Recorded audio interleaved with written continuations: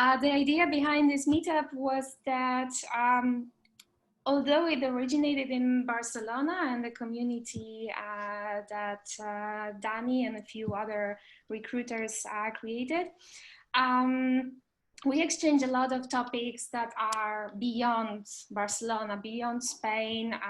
We all are in a much more distributed reality right now.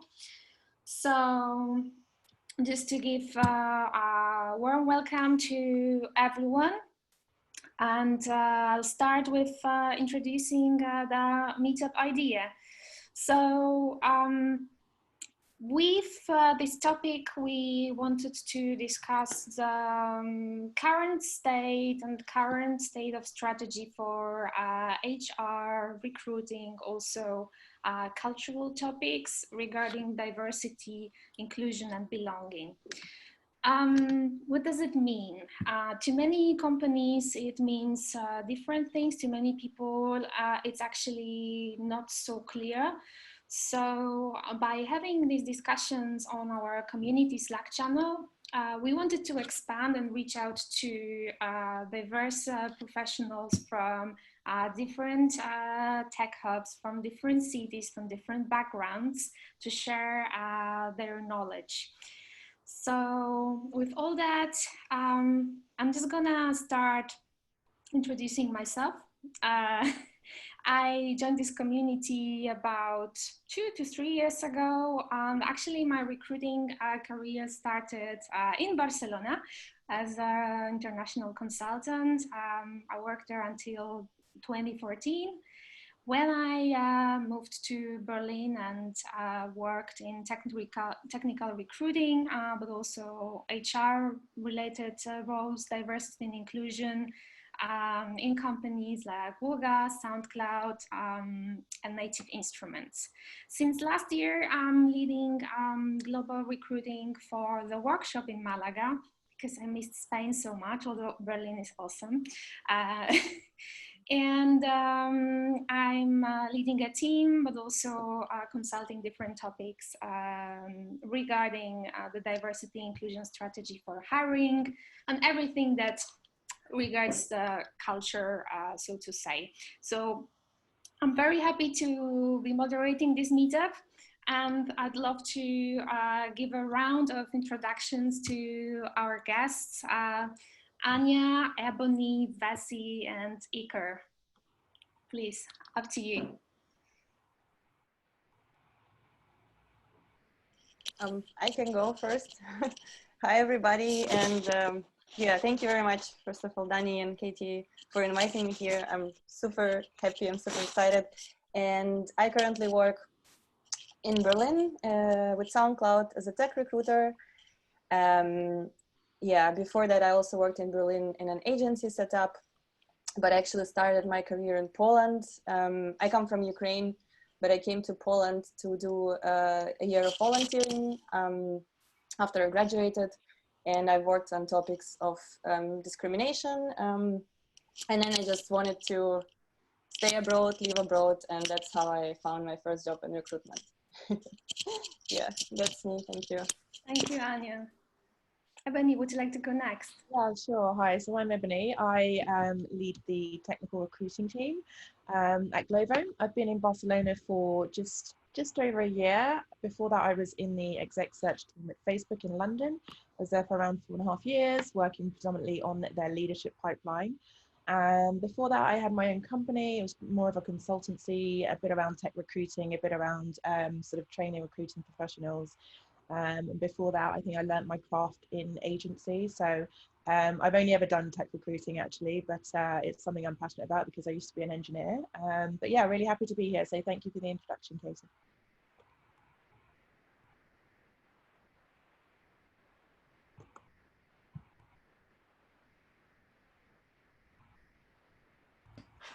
Oh, I think you're on mute, Katy.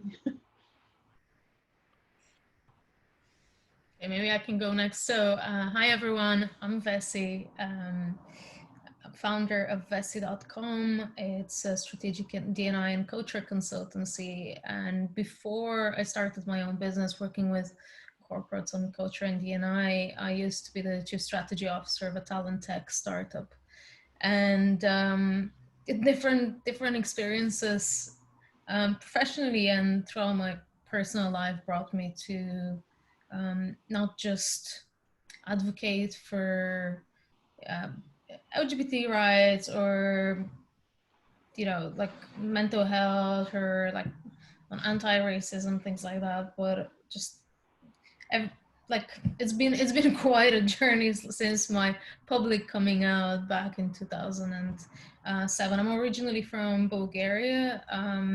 Unfortunately, still not the most gay-friendly country. So I moved to Dublin 5 years ago, and yeah, so I guess that also contributes to the intersectionality piece, being an immigrant. So thank you for having me. Thank you, Vessy. Yep. Well, myself, my name is Iker. I'm originally from Madrid in Spain, but I've been living in the UK for the last 5 years. I've also worked in France and in Belgium. Started my career mainly in HR, and then I fell in love with recruitment and particularly more with talent sourcing. So I've been doing like RPOs, agency, exec search, leading teams, and more recently in the last 2 years, like working as a consultant in my own company, contracting with companies as ThoughtWorks, Oracle, Big, McKinsey, and giving like some trainings. And diversity has been always a very important topic in this kind of project. So very happy to be back with Danny, and also looking forward to discuss more. So thank you to Katie and all the community here. Thank you for the introduction. Before we kick off with the actual discussion, I'd like to give an overview of the format. So we will aim at the round table discussion for about 45 to 55 minutes. It's challenging time of the day, plus hotness, plus other circumstances. So we would try to be mindful of that. You can ask or save questions for later for all the panelists throughout the presentation, throughout the roundtable. You can post them by chat, and after the roundtable, we will have 50 up to 30 minutes Q&A session after the roundtable, because from my experience, this is when things get very interesting and you can refer to what you've heard. The idea for this meetup is to be as pragmatic, as practical, and referring to our experiences as possible. And we would also like to learn from you as participants. So when you look at the screen, you can see that under the photos of our participants, there is a link to emotional map app, where you can basically let us know in what kind of mood, in what kind of setting you are in, so that we can see how the energy throughout the meetup goes on. So feel free to just go to this link and let us know how are you feeling. So with all that, I'd like to start with where we are today, this month, this year. We've all seen what happened with regards to the racial injustice and Black Lives Matter movement in the recent weeks, and it trickled a lot of discussions with regards to white privilege, racism, and really the discussion about diversity, inclusion, and belonging went beyond, I wouldn't like to say typically gender or the division between binary gender like women and men in technology. That was, I would say, in the past couple of years, I would guess the biggest input of the HR professionals. In this meetup, we want to go beyond that division. We want to talk about other dimensions and even go to the core, that is what is actually the cognitive diversity. Where do we start with defining the problem, with making our companies, ourselves more inclusive and leading to hopefully a better path of belonging. So with all that, I'd like to maybe start with Ebony and asking yourself, what do you think is the state of HR and recruiting with regards to diversity, inclusion and belonging this year, today? I would say, what's your perspective on that? So yeah, I mean, it's a good question. This is just my opinion, right? And so I think the state of knowledge is pretty good. I think people know a lot about the topic, and there's a lot of research and statistical data out there. However, I think everyone can probably agree with the fact that the implementation and the application of like diversity initiatives is really tricky, right? Because I think there's still a bit of stigma around some of the topics. I think that very often it's an afterthought. I think some people don't necessarily understand it. Maybe some people just don't care as well, which is really sad. But we see a lot of companies approaching the topic in the wrong way, in my opinion, again. And the reason I say that is because typically you would start with educating the employees on why having a diverse workplace can only be a positive thing, right? And so I think a lot of companies often start by looking at recruiting for a quick way to fix the issue if there is one, or it's the first place that they start. And you know, I think being in recruiting for over 10 years, it's really easy to just build diverse pipelines. You can do that all you want, but I think that if your employees don't really understand the value, then the underrepresented minorities or the candidates will never get hired. And so, you know, I think it's a real struggle to just get one diverse hire on board without educating the business about the importance, or, you know, I think it's more like the tip of the iceberg when you hire just one, right? Because data shows that when there's more than three from an underrepresented group, i.e. 3 women or 3 Black individuals or 3 people who are less abled, then they no longer speak for all of the people of their backgrounds, but they in fact speak for themselves. And so if we think about that, when we start seeing people in 3s or 2s even, then we'll start to see real true progress, right? And the same thing can be seen around inclusion and belonging. You know, I think it's 7 out of 10 employees say their organization fails to inform them about opportunities to promote inclusion in their day-to-day work. And the subject of belonging is interesting because I think a lot of companies don't understand that this should come hand in hand with diversity initiatives.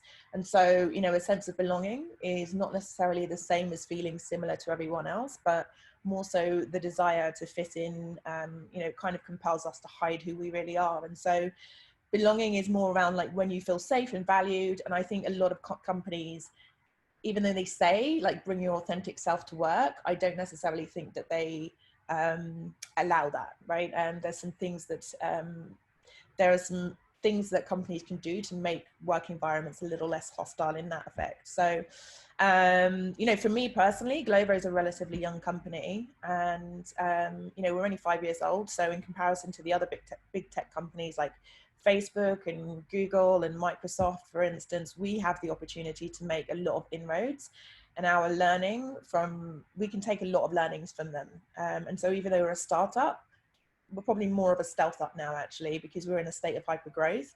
But I think there's a lot of companies who are going through something very similar, and it's really easy to disregard the learnings from those bigger companies who are now retroactively trying to get to a place where the amount of underrepresented minorities isn't so low. So, you know, I think it's really difficult to pair the rate of growth required, the nuanced initiatives, whilst trying to maintain the status quo. So I think in general, like the overall state, bringing diversity into companies who are growing really quickly, making sure that you're doing general recruiting right, making sure that you're iterating on processes while making sure that you're getting diversity and inclusion right is not easy. And I think, in fact, most companies tend to unintentionally push the diversity subject aside. It's not so prevalent. But yeah, from my personal perspective, with regards to where I'm working at the moment, you know, one thing I'm really glad about is obviously we're talking about it now, and you know, there's so many of us who are committed to building workplaces that are not just diverse and inclusive, but where everyone feels part of a common mission. So I think we still have a lot of work to do is kind of my general stance on it.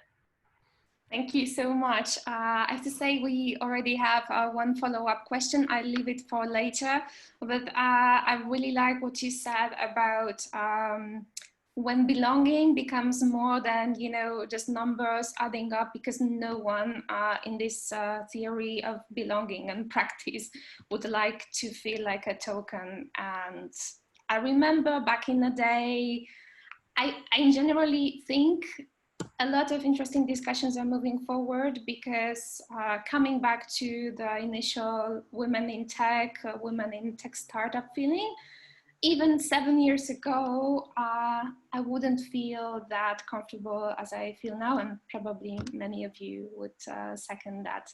Okay, great. I would like to move on to the recent happenings and recent discussions around Black Lives Matters, the racial injustice, the diversity with regards to looking at usually white privilege, and how the companies, HR, recruiting, leadership do about it. So do you have any initiatives or anything that your companies or something you've noticed started doing? Is that to me? I wanted to ask Anya for this question, and Vessy wanted to contribute to that, I guess, as well. Perfect. But happy to add as well. Thank you. Yeah, I want to share what actions we are taking at Soundcloud, but we also still have a very long way to go and a lot of room for improvement. And in Soundcloud, diversity and inclusion is a focus. So our actions in view of the Black Lives Matter protests, of anti-racist, anti-police brutality protests are continuation of our values and policy in a way. So our leadership asked for feedback from our diversity resource groups and all employees, and came up with a plan of external and internal actions. So internally, we will continue working on building a diverse pipeline in terms of gender and race, especially on the senior level. And we commit to interview or bring one person of color for every white male we're interviewing. And we're also expanding our trainings and mentorship programs to create equal opportunities for all employees. And we're also doing now benchmarking and checking our efforts and identifying blind spots. And we started working with D&I consultants, and actually Vessy is one of the people who are helping us. And we're also focusing more now on providing mental health support and resources for all employees. And then a great thing I think we're doing externally is that we established a community fund with an initial 1 million investment to provide full long-term support in 2 areas that are tied to SoundCloud mission and values. It's advancing social justice, but also supporting mental health of our creators. And we will then ask SoundClouders to nominate organizations that they feel that we should support. And yeah, I think we are going in the right direction, but there's still such a long way to go for us. And that's one of the reasons I'm super happy to be today on the panel, is just I want to learn what other companies and people are doing, so we can all, yeah, learn together and grow. Thank you, Anya. I was wondering, since you know, I moved on from Berlin a year ago, and I know that there is also another layer of diversity of, for instance, trying to provide opportunities for people coming from refugee backgrounds. I know that in Spain we also have similar initiatives. Anything that you know of that maybe your company or other companies in Berlin are doing around this? Yeah, I mean, at SoundCloud, we partnership with Radio School of Digital Integration. They're really amazing. So they provide free education and courses in engineering for immigrants and refugees. So we support them and organize events and mentorship programs. And one great thing we did, I wanted to talk about actually a bit later, it's called Developer Bridge. It's a junior engineering program, and actually Katy, you brought it to SoundCloud 3 years ago at your time, so thank you for being a pioneer. So basically, yeah, we with this program we aim to support people from underrepresented communities, marginalized group, and provide opportunity for them to work with Soundcloud, learn from our engineers, work together, and hopefully we'll hire them full time after the completion of the program. And we're gaining a lot from it too. We get so much fresh perspective. We give opportunity for our engineers to mentor as well. We're creating more inclusive environment. Yeah, that's a really, really rewarding thing. And we also contribute to the community because we create junior positions and help supporting junior talent. Thank you, Anya. Vessy, as a consultant for SoundCloud, but also for many other workplaces, do you have additional observations around Black Lives Matter and racial injustice regarding diversity inclusion? Yeah. In regards to the refugees, there is an organization called Tent. Many organizations partner up with them, and so if you're looking for like partnerships and as a way to hire refugees, I would highly recommend them. I know like Starbucks, Sodexo use them. So it's a really good platform. They have a lot of I'll come back to Black Lives Matter. They have different programs. They have great resources that are country by country because the legal and any kinds of barriers are very different in every jurisdiction. In regards to Black Lives Matter, I think among my clients, but also outside of that, we see quite a variation. Like we see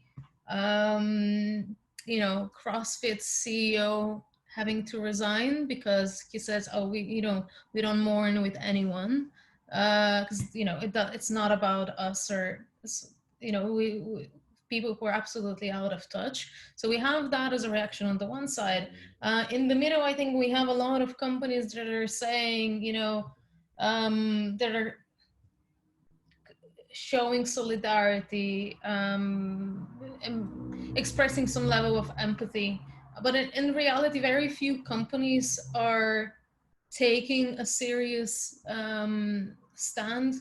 And let's say like the Jen and Barry's example, where they're saying like we need to smash white supremacy. And I think it is a lot about calling things with their names. And if we examine our behaviors, it is a lot about valuing white lives more than Black lives.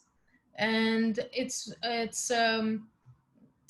every single day there, I end up in some discussion where someone is getting more upset that they are acting or talking in a way that puts them somewhere on the map of like racist behavior, and that upsets them more than actually the consequences that people face who experience racism on a day-to-day basis. So I think being a white person, I can say white people, like we can be very touchy being called out on racist behavior, and I don't think, like, I think it's an opportunity to check ourselves where we are.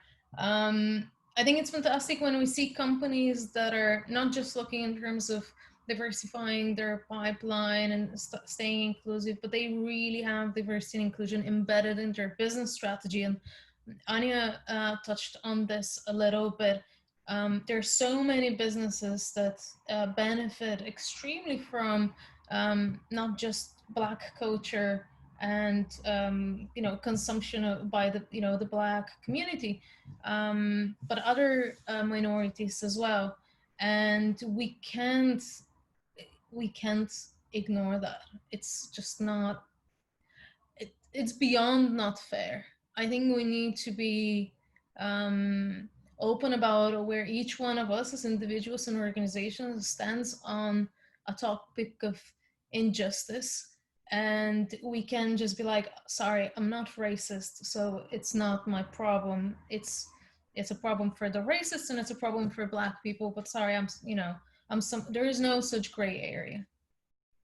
I agree with you, and I really like what you mentioned with regards to the problem that white people often bring up, is that Well, it's not my problem. I'm not a racist, etc. Well, see yourself.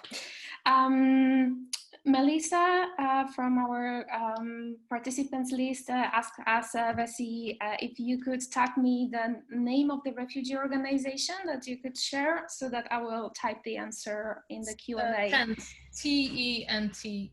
T-E-N-T. Yeah. Like tent. Yeah, I did a story for them in my 2020 diversity in the workplace report. So if you go to vessy.com/2020, so vessy.com/2020, there is a story specifically on refugee integration and diversity in like partnerships with Tent. Perfect. Thanks for touching upon this topic. I'd like to touch upon also well-being and mental well-being in the times of pandemics, really. What can we do as HR recruitment professionals in these times? What are the actions that you've noticed that made a great effort? And how is the situation really? Well, I think there are a few things that we can do in parallel. One of them is to provide mental health support for the employees, typically access to therapists, counselors. Another one would be to do like mental health first aid training, so that people who are part of the teams in the company can spot if some employees are at risk, and they can like maybe have a chat with them or encourage them to actually talk to a psychologist. I think this is a very beneficial way, and it also makes people more aware to listen and observe others and look after them. It's a great way to be a leader, or just like employee, peer to anyone. And then the third one would be like a tool like Mindcheck. Maybe some of you know it, like mindcheck.me, because it allows you to see what's the level of stress, anxiety, depression across the whole organization, and what are the contributing factors for that. So individuals can do it independently, so the employees can do it independently as individuals, or as a company, you can use a tool like that to see aggregated anonymous data and see, okay, is it a matter of, let's say, the workload, or is it a very frequent actually factor in the last few months was a lack of hope for the future, this like sense of hopelessness. And this is very dangerous, because when we experience that, and especially in times like COVID-19, first your immune system goes down, so you're more likely to get physically sick. But burnout and severe depression are literally around the corner. So observing where our employees are, like, we definitely don't want to get people to a burnout, and especially when every aspect of their life is so complicated. Thanks for sharing. Iker, do you want to contribute to that question as well? Yeah, so I was thinking like more about like also into consideration like the impact of COVID, no, into this year, and link it to diversity and how it has helped some of the organizations that I've been working with and discussing recently to actually be able to put like more time and resources in actually moving from the idea of like, oh, let's do like some diversity.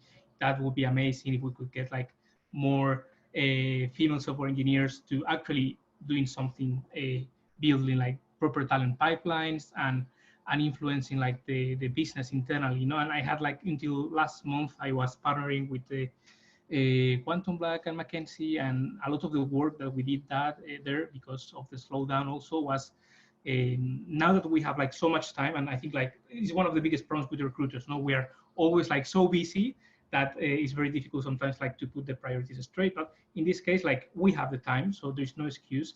We need to action this plan. We have this diversity strategy. Let's build a diverse talent pool, and let's put like more time and resources into training all the recruiters so they are able to do better Boolean searches and identify using like diverse keywords that are going to help to gather this talent, and making sure that we're putting the hours and the hours every week So at the end, the talent pool are more diverse. No? So I think that has been very important. It's not that it's something positive from COVID itself, but at least we can consider that it had a positive impact, no, in this case. Indeed, definitely it's not, I mean, pandemics is bad, although the experiment that many companies went through to fully distributed mode. For instance, I noticed that the two offices I'm navigating, London and Malaga, are much more closer because we're really in the same space, the virtual space, and there is more collaboration going on. However, something that we all know, there are certain groups that are more vulnerable in those times. So for instance, people with housing that is not very, where it's not possible to work remotely. Also, house sharing duties are not equally distributed. In Spain, we talk a lot about violence at home. That I believe is also one of the aspects that certain, women or also LGBTQI people are more prone to if they stay at home in a non-supportive environment. So it's very complex, but it's good to hear that at least the adaptability of this situation helped us learn. Okay, so talking about nowadays, what were your maybe practical challenges this year that you faced, and what have you learned from it in 2020? Can any of you share the biggest challenge of this year with regards to diversity, inclusion, belonging, of course?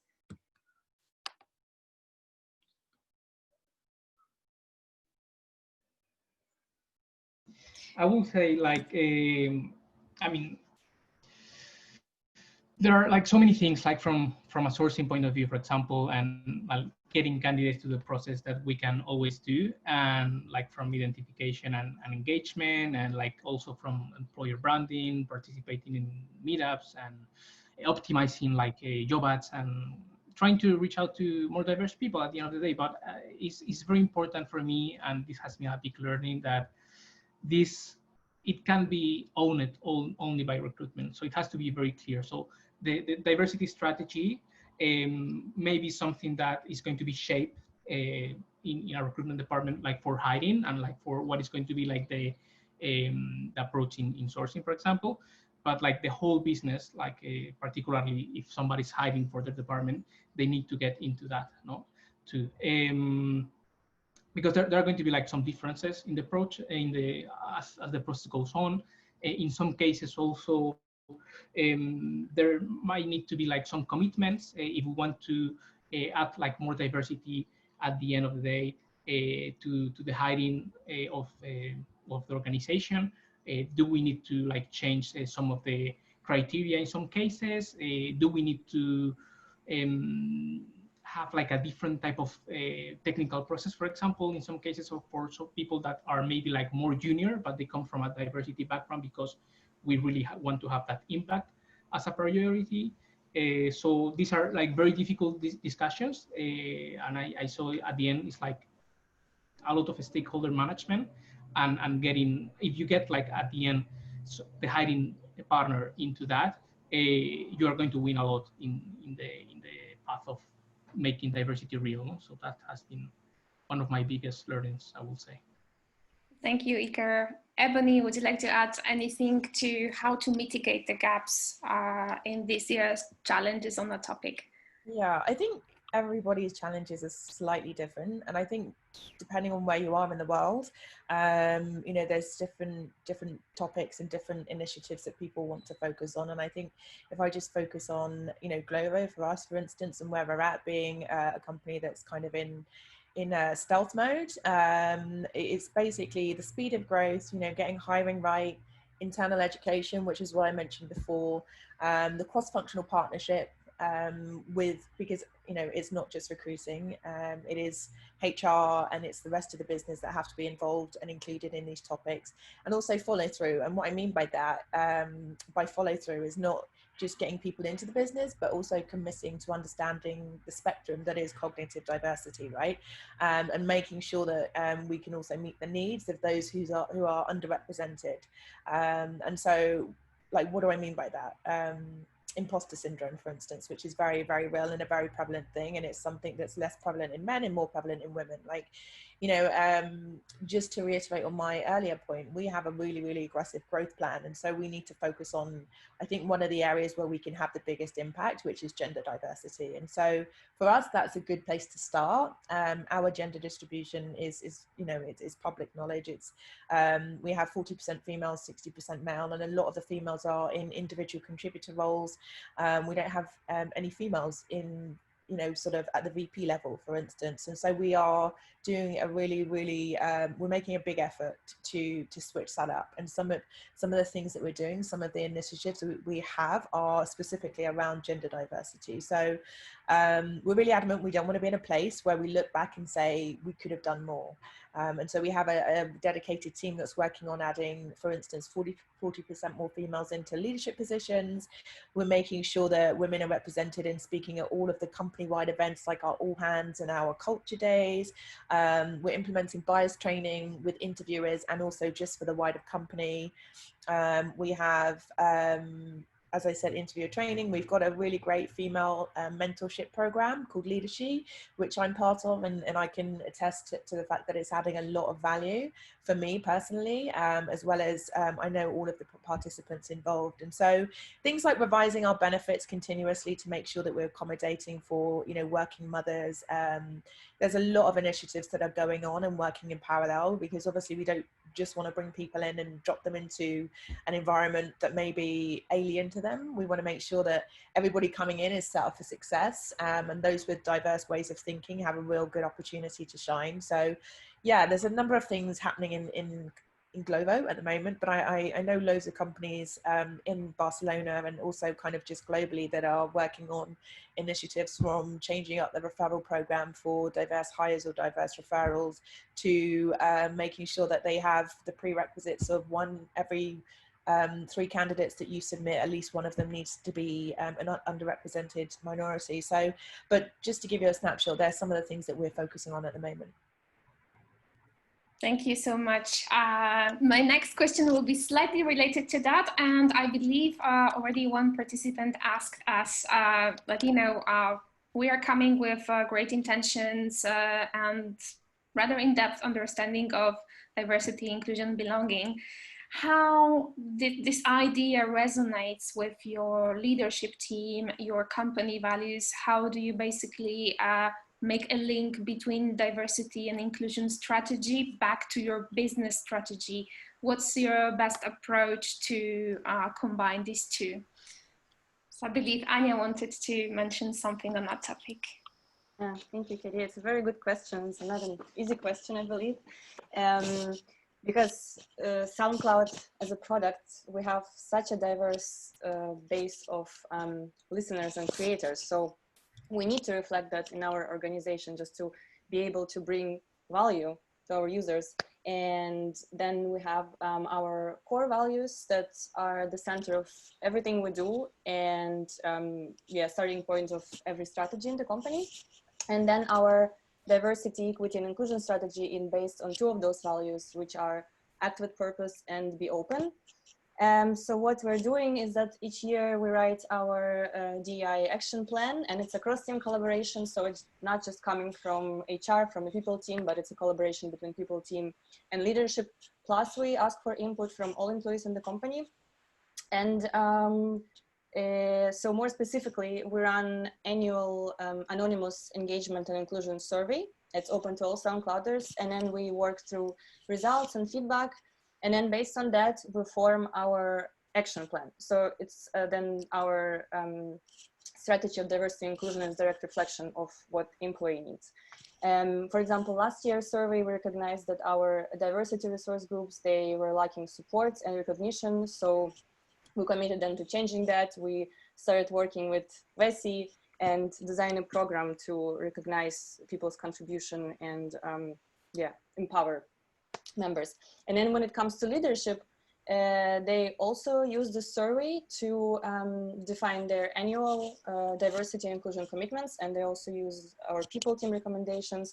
So leadership in SoundCloud luckily recognizes that diversity and inclusion is not just a people team task or something that we do, but it's like everybody needs to take responsibility. And they also recognize the importance of driving this from top down. And in particular, our exec team is focused on increasing racial and gender diversity in our senior leadership. So we got to 35% of non-male. Yeah, it's a good achievement, but still a long way to go. And yeah, also they committed to mentoring each 2 employees from yeah, marginalized backgrounds to directly support their career development, and also undertake unconscious bias and ally training workshops, and just also communicate more regularly, externally and internally, on our commitment to build inclusive culture. Yeah, I hope I answered that. Yes, thank you. I would maybe follow up later on what is the core of these programs, but I remember from my times at SoundCloud, there was a VP of engineering who really called out the whole company by using the G word. So he was saying, hi guys all the time. And then he got a feedback from the diversity resource group saying, look, you're not including more than half of this room, because we also had the LGBTQI community there. It was a big polemics, but that probably manifests how important it is when you hear these statements from, you know, the leadership team. Vessy, do you want to contribute to that question as well? Yeah, like most companies really struggle to embed D&I in their business strategy and find its place. Like typically where we start with clients is we do a road mapping session. So we focus on their business objectives for the next 6 to 18 months, their people KPIs and their culture. And by examining those, like we include a few of the leaders. So it's a small group of people that we do this with, like, let's say like VP of people, VP of engineering, VP of product, maybe VP of marketing. Ideally we have the CEO, or, you know, CFO would be also great. And we create a plan, but most importantly, we look at what are the win battles, what are the battles that we definitely need to win in the next 12 months in this regard? What are the things that we know and what are the things that we don't know? Because I think many organizations are like, oh, we don't know where D&I fits, or like it's this extra thing, or it doesn't fit in our business, and they leave it there. So we kind of do like a dive in to see, no, actually, what are your actual business objectives? Let's see where it is or where it could be, because it's interesting, because D&I is very often seen as like, that's for the people's team and some enthusiasts out there to work on. The business leaders don't see those connections. So in the road mapping session, we establish those connections with the leaders and we create it together. And very often we have people around the table who are like, oh, I didn't know this was a problem. Oh, or like, oh, I didn't realize, like, actually by me, let's say, hiring for this role, we can address this issue, or like we can mirror our customer base. You know, naturally people don't, you know, haven't had the same life experiences, don't have the same exposure. So let's say the way any of us on the call is thinking about those topics, you can be a very well-intentioned, let's say, head of product or head of customer success or VP, etc. It doesn't mean that's on your forefront. And getting everyone on the same page is very, very important here. I think these are the most successful companies in regards to D&I. It's hard to make space for D&I if you see it as something extra. That's why it has to be part of the business objectives, and we need to re-examine our business objectives and see where it fits. Still, you know, it is the right thing to do, but those things need to go hand in hand. Otherwise, we risk that you know, let's say COVID-19 or whatever happens, and it's not, we're like, it's important, but it's not urgent. So let's put it aside. Let's postpone it for another Q. We're not in a position to invest in this right now. It's just like if we were doing sales, we do sales every month, every week, every Q. We don't say, let's not do any sales this Q and we'll come back to it next month. It's the same with like culture, and it's the same with diversity and inclusion. Great. I mean, I think I'll add it to my quotes. Diversity and inclusion is like sales. We need to do that to survive as a business. Great. How do you combine, you know, hyper growth and diversity and inclusion? That's just a question that's always asked by the business leaders. We cannot wait for diversity pipelines. Any tips and tricks on that one?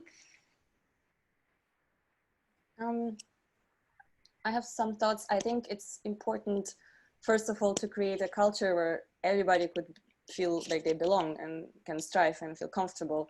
And then if you have that culture, then it's much easier to attract diverse talent.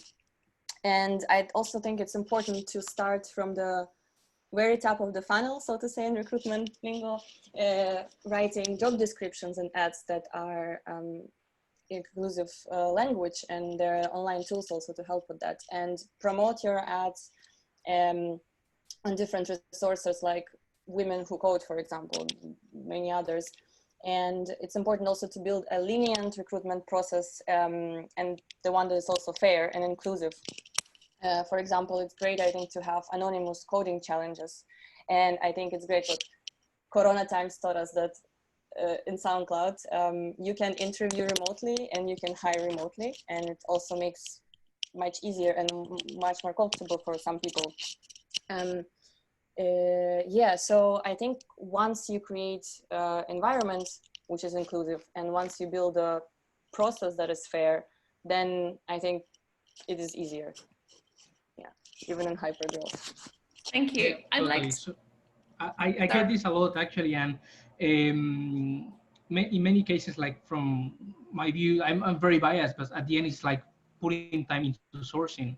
For me, it's like my first advice when discussing this with companies. And if you go like through a search for a very technical position, for example, in a startup, like let's say a data engineer, and let's say that it takes you like 15 hours to source, I don't know, identify at least and start engaging with the 50 potential candidates. But it might take you like 3 times more to get like these also diverse candidates that will fit the same profile, or more or less, no?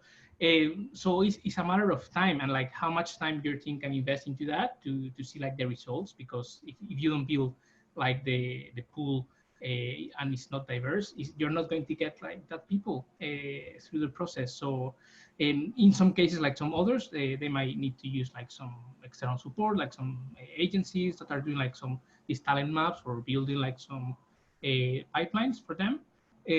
But at the end of the day, it's like what is the commitment also from the recruitment time to put like more effort, no, into this to get these people into the process. Thank you, Iker. I'm being mindful of time and the time of us all and participants. I have 2 questions in mind. I will combine it into one.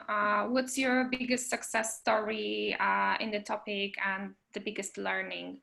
So I believe, Iker, you had some ideas about learnings from this year. If you want to share that.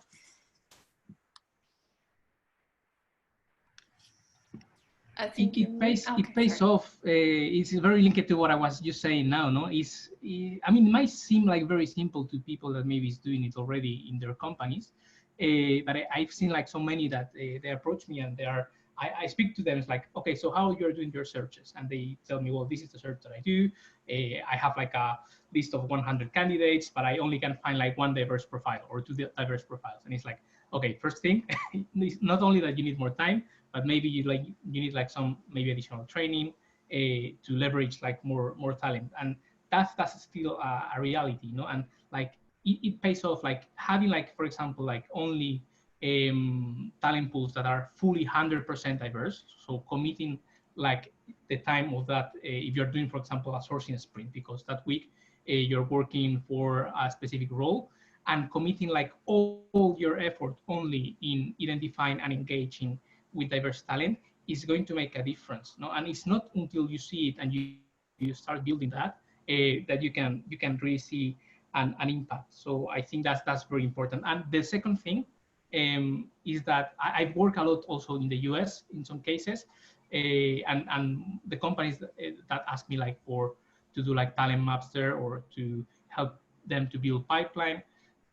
Already I saw that they were like in some cases like asking me about like diversity that is not only gender related. While I think that until very recently, still in Europe, we have been very focused on gender only, and it's about time to change that at the end. So I think that has been like a kind of learning goal and something that I'm starting to see a change in 2020. Thank you, Iker. Just to anticipate a Q&A session, there were actually 2 users already mentioning that there is a big topic around age diversity as well. So if by any chance you will have any comments on how to mitigate the gap for ageism in especially tech recruiting, people changing careers, etc., that would be appreciated. So anything else on the biggest learnings and success stories from yourselves? Maybe Ebony, you want to continue? Yeah, so I'll use my previous, I think the biggest experience since I've been in recruiting was when I was at Facebook, and I just joined the exec search team, and I was meeting all of the engineering leaders in London, and it was, you know, I kind of wondered when I would get to meet a female engineering leader, and I never did.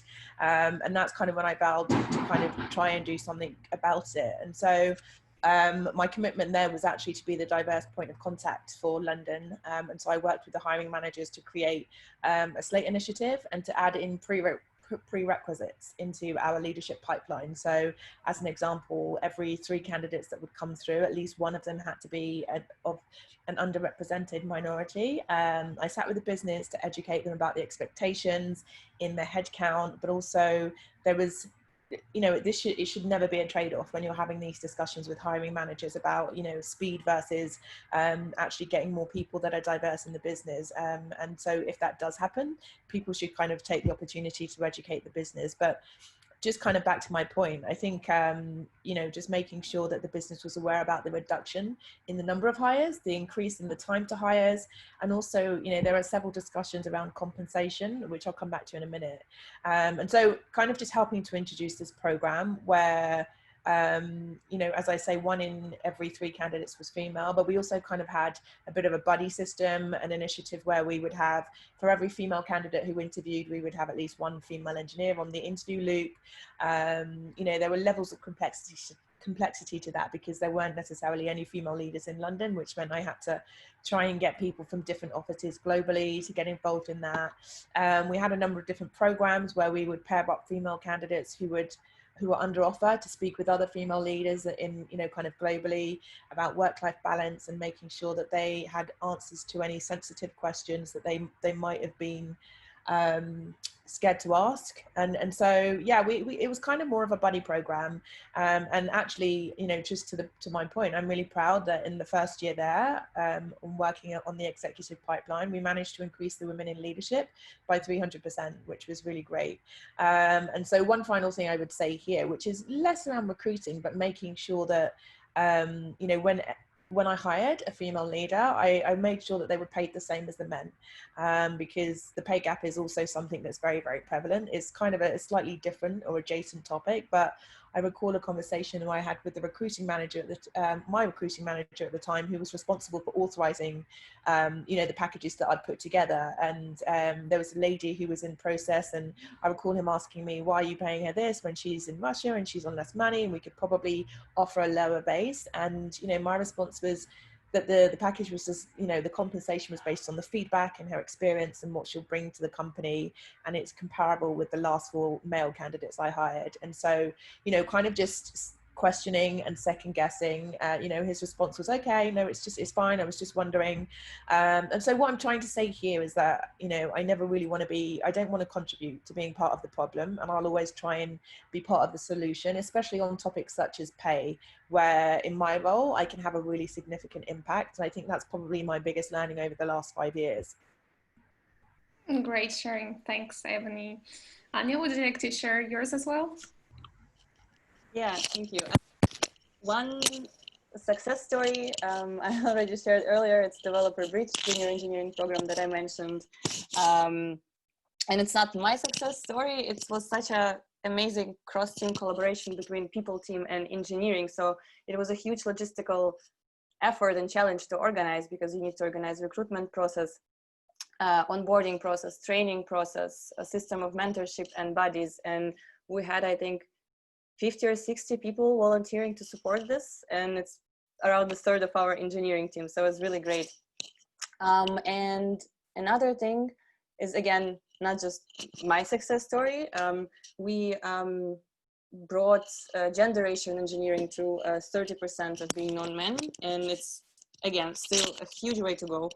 But yeah, hopefully we're getting there. And again, we achieved this by creating a fair interview process. So like I was saying, by challenges, diverse hiring managers, hiring panels, supporting different organizations and initiatives like Girls' Day, Women Who Go, Sticks and Stones. We're participating, or we're supposed to participate, but I don't know if due Corona it's canceled or not, in events like Afrotech, Lesbians Who Tech, Power to Fly. So this is all very important, but it's not just about diversity. Again, we need to create a very inclusive and empathetic environment, provides mentorship, coaching support, mental health support, sponsor diversity resource group.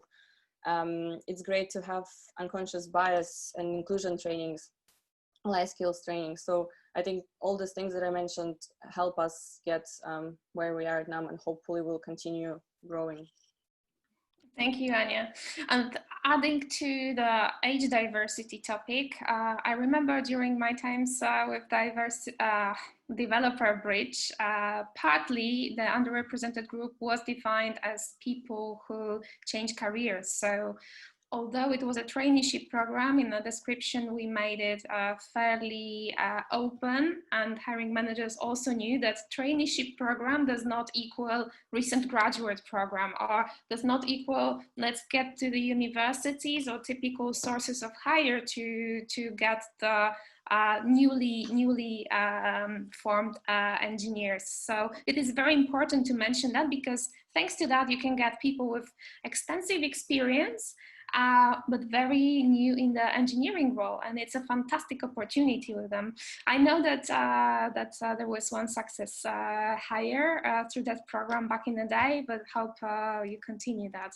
Great. I have a question for Vessy to comment on where everything starts, that is being open and allowing real cognitive diversity in the organizations.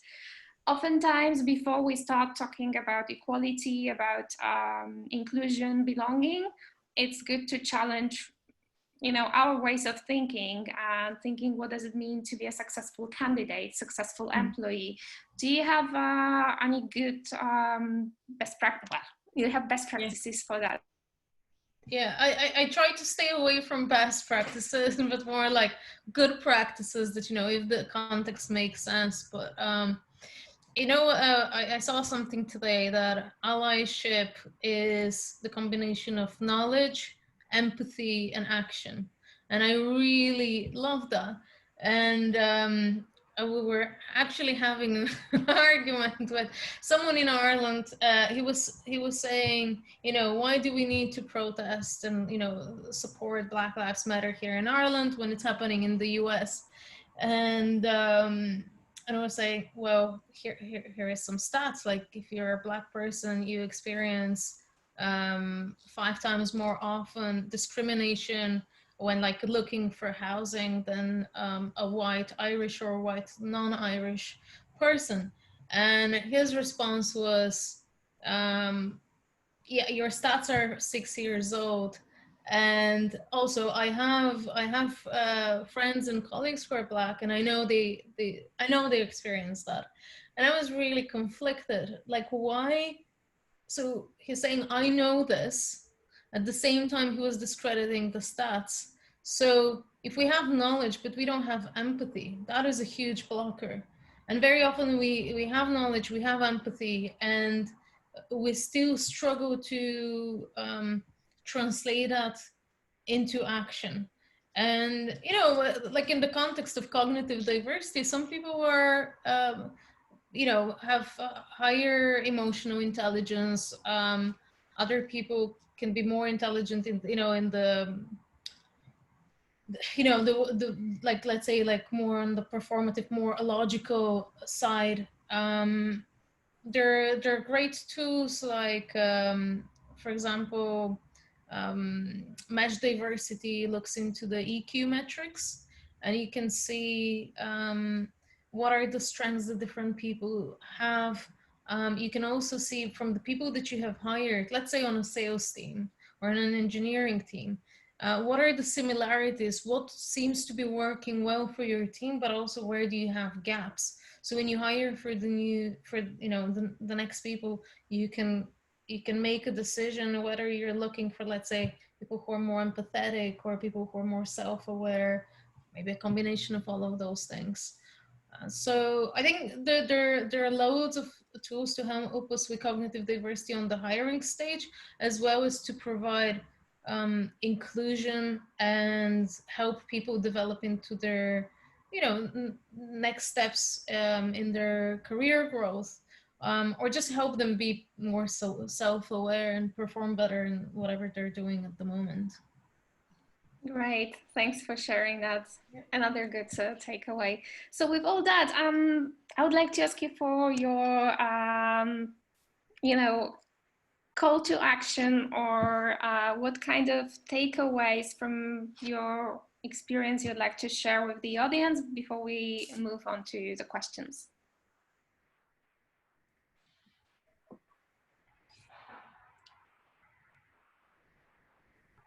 Is that to anyone in particular, or is this everybody? Anyone. Okay.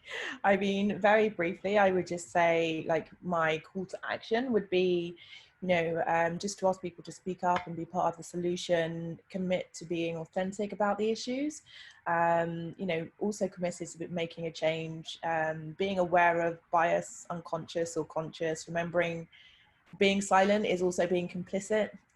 You know, I think that those in leadership positions who are here, who are partaking, please try and build awareness, as this is like the first step to real change. And obviously communication, and just making sure that people are aware of the importance of managing bias, offer diversity and inclusion training, acknowledge holidays of all cultures, mix up your teams, educate your peers. We've got a long way to go. And so that's a lot, of course, but that's my kind of call to action for everybody. Thank you. Anyone else? My call to action is, I just said it a couple of minutes ago, but like to examine where we are as allies, when we know after the training, and maybe we know we feel empathetic towards a certain group, but like, have we translated it into action, and checking ourselves over and over again. And I think we all have like implicit biases. That's the way, you know, psychology works. That's the way the world is. So it's not about beating ourselves up and being like, oh, I'm such a bad person. No, it's about like, do you actually do the work? Do you take actions? I'm just gonna paste it here in the comments, because I think it's a really good formula for people to self-reflect on it. Thank you.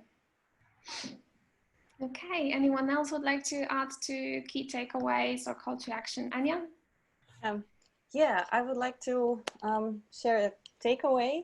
So for me, in my opinion, empathy is one of the key elements in building an inclusive culture and culture of belonging. That's also what Vessy was saying. And empathy is something that every employee on every level can do or exhibit. It could be, you know, starting from checking in with your colleagues, how are they doing, making sure that everybody has a chance to speak up and be heard during meetings.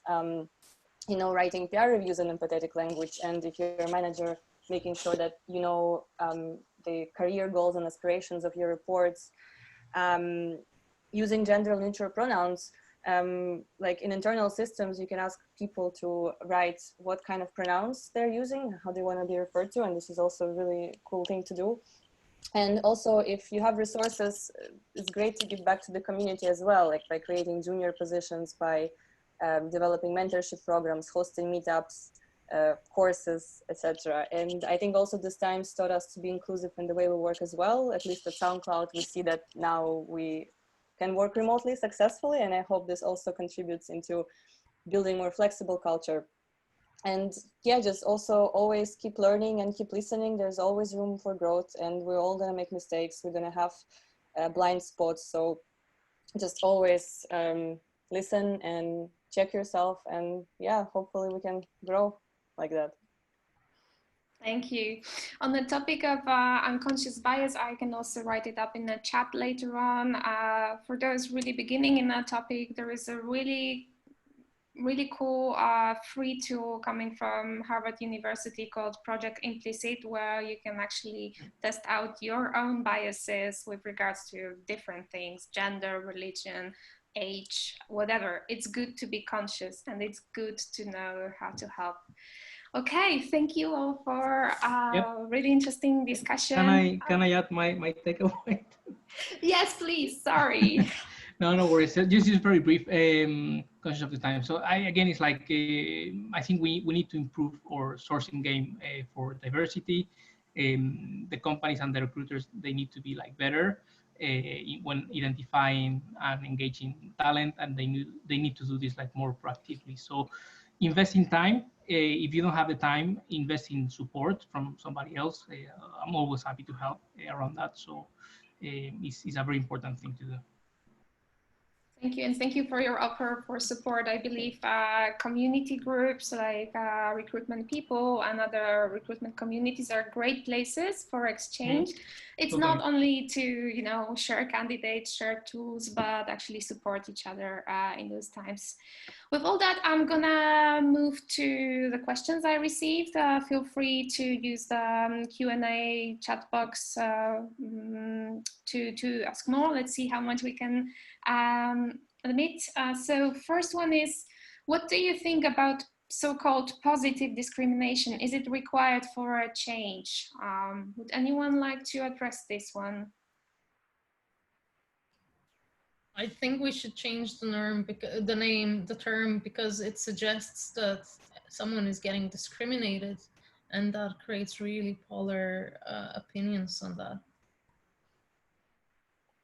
Like, are we positively discriminating if we're providing like actually equal opportunities? Like if, yes, when you're in a position of privilege and someone is underprivileged, and the underprivileged person is provided better opportunities, is that discriminatory to the person in a privileged position? I don't. Absolutely so. no, especially if we talk about candidates in the pipeline with same qualifications, there's different backgrounds. There is no discrimination, like no one would hire with regards to different standards. So this is also important to mention, because I think back in the day there was this myth that okay, if you hire women, they have to be junior developers or whatever. People who are 45 plus are overqualified. So there is this different language and standards that we as recruiters should start avoiding and educating our hiring managers. So absolutely agree with that. And with this, what can help test your approach is, for instance, using blind CVs.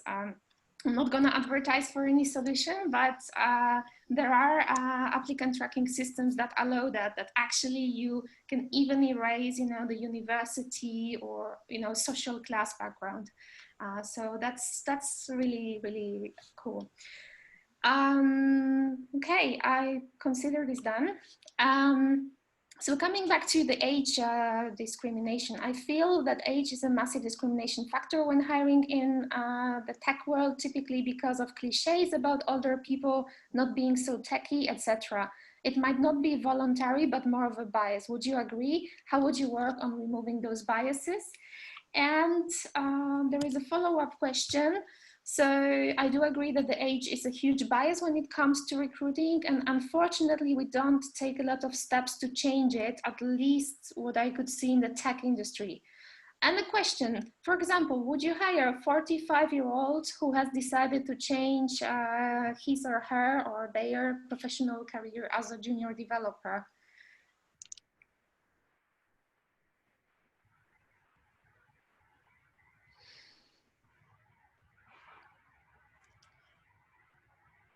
Would anyone like to address this one?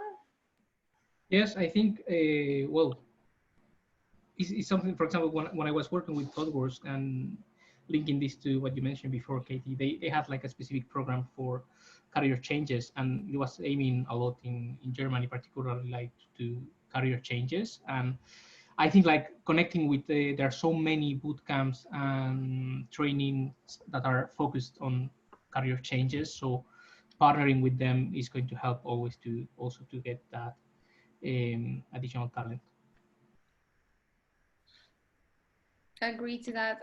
Another idea I have around this topic.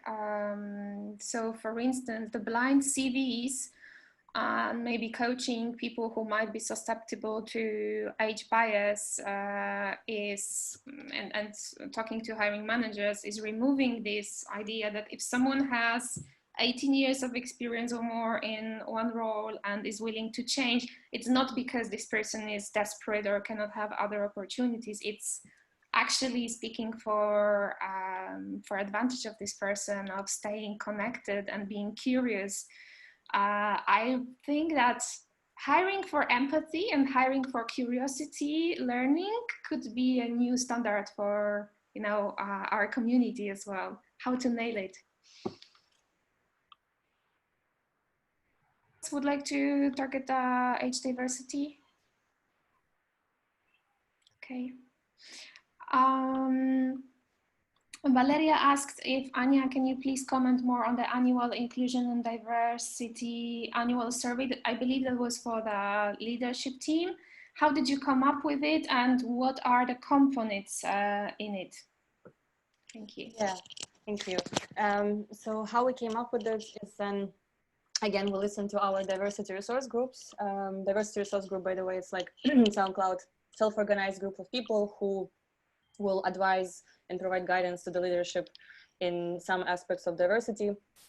And we recognized that we wanted to have the survey as twofold. First, to actually have a picture of our demographics in the company as legal limits allow, because in Germany it's actually legal to record ethnicity or race. And then we also wanted to know how do people feel about working in SoundCloud? Do they feel that they belong? Do they feel comfortable? Do they feel can thrive? Do they need more support? And then we tried that, I think minimum 70% of the employees took this survey to have a full picture, but it was completely anonymous and it was also completely voluntary. And I think most of the leadership team also participated. And then we saw results. We identified like the heat maps. And then the results were also brought to the leadership, and we sat down all together and had a discussion and identified, okay, what areas we can improve. And one of them was that diversity resource group needed more support, that many people want to have more mentorship programs, or they actually didn't know that we have mentorship programs. So there are a lot of interesting outcomes there. Yeah, we used external provider for that, so we didn't design it ourselves. Yeah, but I think it's really, really useful just to get at insights of how are people actually doing. Yeah. Great. Would you be open to share maybe recommendations for external providers in community Slack later on? Yeah, absolutely. Thank you. Question for Ebony. Would you say belonging is similar to inclusion, as feeling that you can be yourself and challenge regardless of your minority or condition? That's coming from Tanya. Yeah, it's a good question. No, I would say that they kind of go hand in hand. I think that diversity, inclusion, and belonging are three separate, also tenuously linked things. I think diversity is a fact, right? Inclusion is more of a behavior, but belonging is like the emotional outcome that people want in their organization. So it's about like what's fueling the desire to have a sense of purpose at work and a sense of community. And so, you know, if you think about belonging, it's more of a feeling that you can be enforced by a culture that you can purposefully create. So, you know, I think if you think about, you know, employees and businesses, companies always reap substantial bottom line benefits from having, you know, having such an environment where belonging is really high. So, you know, companies that have a high belonging typically linked to a higher percentage in job performance, and, you know, a drop in risk, turnover risk, and also kind of there's always a reduction in sick days. And so I would say that yes and no, they kind of go hand in hand, but I think belonging is being more, having the ability to go into work and be your authentic self without feeling like you will be judged for doing that, if that makes sense.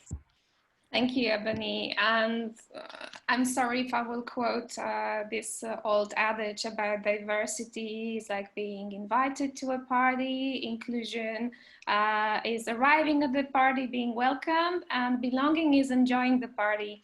I recently participated in a True Inclusion conference. I really recommend it to all of you if you can for the next edition. And someone really challenged the idea of belonging, that it's not really just enjoying the party, it's more like putting your playlist on Spotify or participating fully. And I would truly Or on Soundcloud. Oh, sorry. I wanted to be also inclusive in terms of platform providers. Great, thank you. Iker, what are the tools that you use for building talent maps? Yeah, so unfortunately, there are not like specific tools that are going to help you to create like a talent map based on diversity. So the process, I know like Intel in the US maybe and like amazing hiring, but all mainly for tech positions, but not in Europe at least. It's still very manual at the end, so you need to, that's why you also need to invest a lot of time, because you need to aggregate like data from different sources and also like force a little bit like the information systems, like for example, LinkedIn. I love LinkedIn. I use it like, of course, like as every recruiter every day, but not they don't have like a filter, for example, where you say, okay, I want to find diverse talent. No, it's true that I think they try, when you do a search, they try to put like around like 50% of the results, at least gender diverse. My experience when sourcing is that I need to push LinkedIn, and I do this like using like specific keywords, as I mentioned before, using some specific names. And again, you need to iterate a lot because you are leaving out persons for many different reasons. So that you need to always like again do another check to see if you are maybe leaving somebody out of these type of searches. No, so it's combining searches, combining data like meetups. Meetups also are a great source, because when you have like a particular diverse meetup, you can also cross-reference on LinkedIn, and you can discover a lot of people. And again, it takes time, but it's always worth it. Thank you, Iker. I know that there's one entity raising hands. I'll allow that before going to our last question. That's Sergi. I'm allowing you to talk. Can you, I cannot hear you. Maybe I would need to promote you to panelist. I suggest that you type your question. Okay, Danny is back. I suggest that you maybe type your question in the Q&A if possible. If not, we will try it again. I'm gonna go to new messages. Sorry, moderating is a big word. Questions from Africa to Vessy. How do you foster a culture of allyship in a company? And thanks to all and for organizing this meetup. Yeah, I think if we go back to what I was saying earlier, that allyship is knowledge, empathy, and action. Like knowledge, and we can get that from, let's say, like trainings, books, movies. I think specifically now with Black Lives Matter, every person every person who is interested or who is considering that they should invest more time should watch the 13th. It's on Netflix. They also have it available on YouTube, the whole thing. So it's on the Netflix profile. And so, for example, if we want to be allies to Black people, we should not just, like, what they're struggling with is not just racism. It's, there is a whole system behind. It's very well put together, and we need to understand the system in its depth to take things seriously. So it's 1 hour and 40 minutes. That's an opportunity to, get knowledge. I think it's really hard not to empathize with such a journey over centuries and see how, I would say, also evil it's not just taking advantage, it's also in creating privilege, but it's a very evil system. And let's say the action could be like, what do you want to do with now that you're informed about this topic, at least on some level? Like maybe you ask 2 or 3 of your colleagues to also watch the movie so you can discuss it with them. It won't make anyone to be an expert on the topic, but you will have enough facts to also understand how it affects, how injustice affects any minority, underrepresented group, and you'll be able to spot it in different cases. Like, for example, I have a lot of I have my professional network in Bulgaria because I'm originally Bulgarian, and many of them are like, yeah, I support Black Lives Matter, but Roma people, don't let me get started on Roma people. And I'm like, so how are those things different? You can't go like, oh, I don't have biases towards this group, but let me tell you about all of the biases that I have for this group because they're facts. That's not how it is. So I think understanding the system, that's a knowledge we can then apply it in different cases and see how it also applies to our own company. I think that's a really good place, and it's very relevant for today. The weekend is coming up, so yeah. No, get some popcorn. That's a really good good point. That in every country you will see different groups that might be prone to certain stereotype or discrimination. So watch out for that. I mean, supporting a global issue, oftentimes it's very good to look locally what kind of initiatives you can do. I'm gonna try to unmute Sergi, the last question. Sergi, can you hear us? Can you ask your question? You need to unmute your microphone to ask it.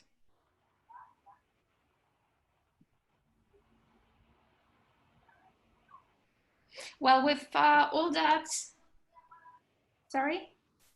With all that, I would like to say thank you to all the panelists. Thank you, Dani, for co-organizing this meetup. We hope we will be in a position of recording that we can share within our community for the record and for knowledge sharing. I myself will remain available for further questions via Slack channel, or you can connect to me on LinkedIn, and I'll definitely hope to continue those conversations with all of you. I've learned a lot from you.